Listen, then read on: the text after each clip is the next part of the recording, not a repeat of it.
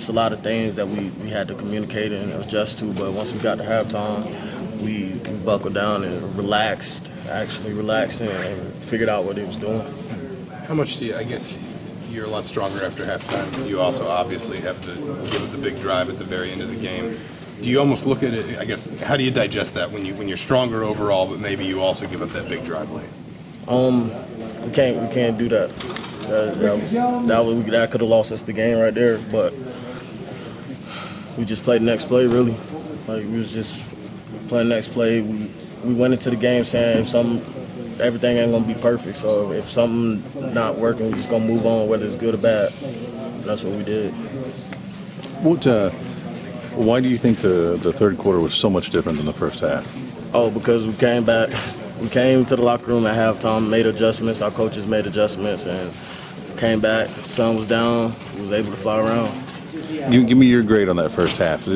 Body language, it looked like you guys were not happy, to say the least. Yeah, I would say that was a D-, F. Was it something that snowballed a little bit on you there in the first half, too? You guys kind of got back on your heels a little bit. Yeah, they had us on our heels, no doubt.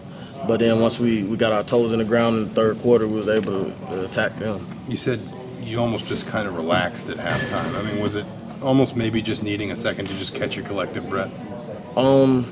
I would say we was panicking.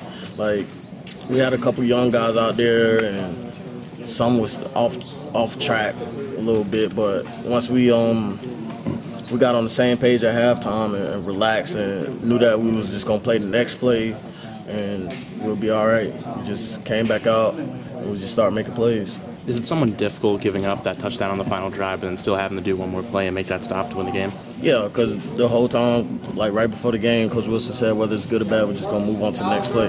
So that's what we did, and we just played. As far as some of the guys who you were missing, obviously the guys who were held out today, you know, was that a little bit of an impact? Because, I mean, those are some guys who actually do play. Of course, because they play. So them not being there affected the game. And you just kind of try to do the best you can and then move on to hoping to have them next week. Is it that simple? I mean, it was kind of a simple question. You got them or not, you still got to play the game at 100%, make sure the next guy ready, know the scheme, know what we're going to do, communicate, all this stuff. So, I mean, next one guy down, next guy up. That's how we did it. Give me a reason for why you guys, Nick said the same kind of thing. He feels like the way you guys played the second half is much more indicative of the way you're going to play defense this year in the first half. No doubt. We was on our heels in the first half, didn't really know exactly what they were doing.